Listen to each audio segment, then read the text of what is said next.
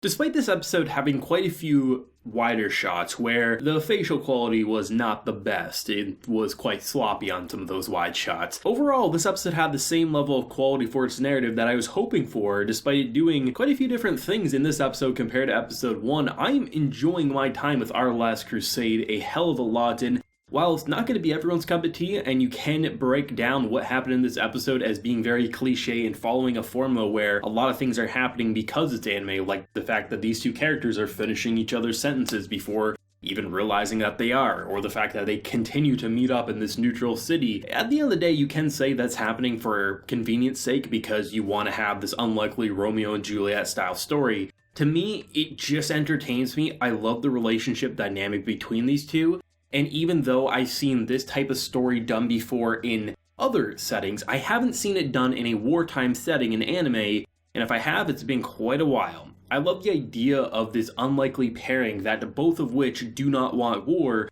but unfortunately their two sides are conflict driven. There's gonna be those people who will eventually grow up in different sections not wanting that and just so happens might bump into each other. The difference is usually they wouldn't be the two top shot soldiers on each side. So it's very interesting the way that they were able to quickly introduce them to the other. I mean, the whole idea of them meeting on the battlefield is simple enough. I think that's probably the most natural way they could meet. But the idea of the neutral city, I really enjoy. I had some people ask me about that, like how could it, like these two sides just so casually bump into each other, but the idea of a neutral city I think makes a lot of sense, and I'm glad that they touched upon it very quickly, because if you're gonna say that these two nations have been at war for so long, and honestly they even forget why they're fighting at certain points, it's nice that there is an established city that if you decide to fight in it, there's probably a death penalty waiting for you or something along those lines, because it's something that can't happen, which is why we have Alice's maid who gets very upset with her when she starts raising her voice and causing a commotion in the theater, because this is something a princess shouldn't do. It's something that could cause a lot of conflict. But it's very interesting how they were able to turn this episode into one of the more compelling rom-com episodes I've seen in some time. And I'm not here to say it doesn't follow a cliche formula, it does. But the execution and the setting really does lend itself to be something special and memorable, at least for me. I've seen the idea of like the whole like, oh, they keep bumping into each other, but they're supposed to hate each other. I've seen that done in school, I've seen it done in workplace settings, but I haven't seen it done in a wartime setting, at least to this degree. And I have to say it was charming. I mean, as much as you may want to say, can really a princess who's as strong as her and has been raised in a certain way, and a top shot soldier who's been in the slammer for a year, should they really act this comfy around each other? But if that's how they actually are, I don't see why they couldn't. The only thing that is a little bit of a stretch is how similar they are, like the fact that they order the exact same thing. I mean, yeah, that's just for cute anime sake, but it doesn't bother me or makes me say it's cringy or cliche. It just makes me say it's taking all these elements I've seen before, but it's mixing it into such a unique dish that even though you could say, oh, they're using the leftovers from all these other shows, because of the setting and the way the characters are interacting and their personalities and the way they're popping out, to me, it does turn into Our Last Crusade rather than a carbon copy. Here we go, Control-C, Control-V, that's all we're doing once again. No, to me, it does feel like they're doing their own thing despite it having those elements that I've seen before. And that's honestly the most important thing when you're watching any show or reading a book, whatever it may be, is even if you've seen the idea done before, it's all about the execution. And the idea of going to the play or then bumping into the same diner that you're going to and then going to see the art museum, and yeah, there's those things where he falls asleep and he falls onto her lap, but the whole idea that I loved from episode 1 wasn't that it had this insane action or wasn't because of the war. It was the idea of a Romeo and Juliet style story in a wartime setting. Some people ask me like, oh, why do you think it's going to be a Romeo and Juliet style story? It was crystal clear that the two had some similar interests, and most likely the anime was going to go the direction of them probably developing some sort of strong feelings for the other, but obviously can't go towards them without either getting the other killed or potentially they both die. It's just something that couldn't work, at least in this setting, unless they somehow find a way to bring about peace, which you could, because we know she's a princess now for sure.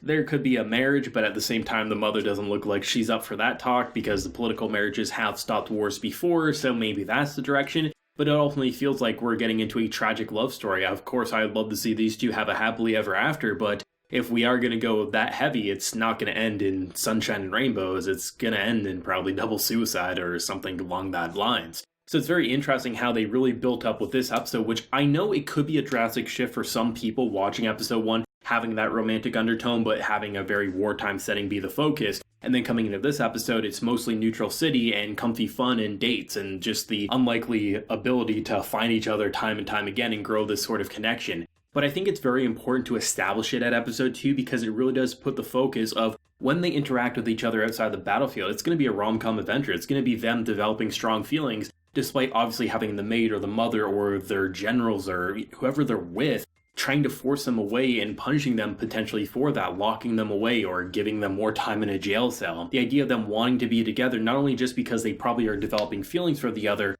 but the whole idea that they seemingly think almost identical and both want this war to end, where their side wants to kill the other. And I think that's a really intriguing plot line, and while this was definitely a very cute and funny and comfy episode, it also heavily says to us that this isn't gonna work out. And I love that because even though it definitely felt like a rom-com episode, to me it also was one of the more sad episodes because it feels to me that this can't work out, and as much as I want it to, can it? Probably not. That's why I love Our Last Crusade. As I mentioned at the beginning of the video, there was a couple of wide shots that were definitely pretty sloppy, but the overall lighting and the way they really did mood lighting, the sunset scenes and just them looking at the painting and just these little moments that really just showed you that you don't have to be at conflict time and time again. That just because you were born on one side and they were born on the other doesn't mean you have to hate each other just because your ancestors did or your mother and father, the king and queen, are telling you to do so. You can make your own decisions, but unfortunately, because of the way the political system is, it just feels like you can't and you don't get that option. I mean, even the maid, the closest person to our girl, is saying you should throw away that handkerchief, you should do this, you should stop thinking about it. Despite not going to the mother and selling her out, she very much disagrees with her mistress and says, stop this, do not do this, this is horrible. And it's like, how do you avoid that? And I'm kind of feeling like the whole endgame, which I know we're not going to see in 12 episodes,